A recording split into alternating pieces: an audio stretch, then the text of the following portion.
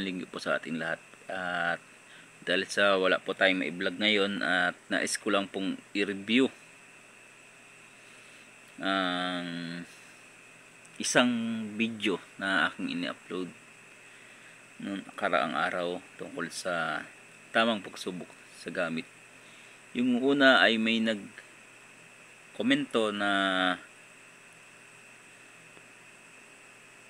andaw yung tubarin na raw yung gamit o yung tinatawag na gimat kasi parang ganun nga, walang bisa.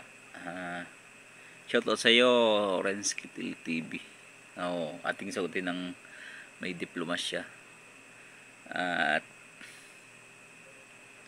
no offense, gusto ko lang sagutin. At pangalawa din sa ating nagkomento kay Jun Banawa, magandang gabi sa iyo. Sabi niya dun sa ni-review is anong klase hunting yan, masugatan din pala. So ating i-review, ating talakayin. So dun po sa part na ginamit po ng aking blesser na siya ay gumamit ng napakatalas na pantadtad ng karne. Ito po ay matagal na, siguro mga 5 years na ang nakakaraan. Biyernes Santo. So kailan lang yan ay upload. So bakit nga ba sinusubok yung gamit sa pamamagitan ng itak? Yun ay para malaman mo kung hanggang saan ang bisa o kung talagang legit. Yung gamit ng aking blesser is 7 Arcangheles. So siguro yung dalawang nagkomento ay hindi kagad tinapos yung video. So dun sa part na yun is gumamit siya ng pantadtad ng karne. Sinubukan niya na hihiwa sa mga parte ng binti, tiyan at sa muka.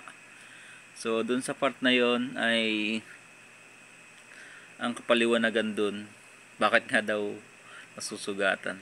So ang punto po dun, ang pinupunto dun is kapag nasugatan ka sa aktol na labanan,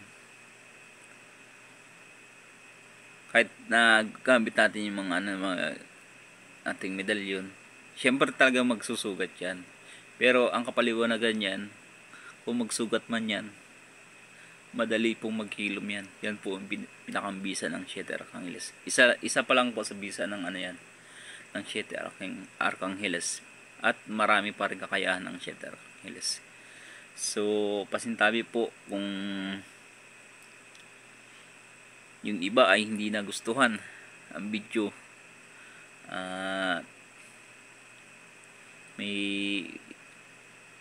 ilan na negatibong komento, ay tapusin nyo muna po yung pinakang video. Na-offense naman po sa akin at sinagot ko lang ng may diplomasya. At isang mapagpalang Isang mapagpalang linggo po sa ating lahat. Shoutout po sa 353 subscriber. Kasi nagsimula po ako ng 90 subscriber lang. At malaki ang naitulong sa akin ng pag-vlog na ito tungkol sa mga anting-anting agimat mutya.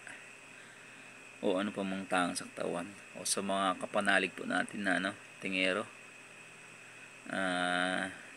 Sa mapagpalang linggo po sa inyo. Mabuhay po kayo at maraming salamat.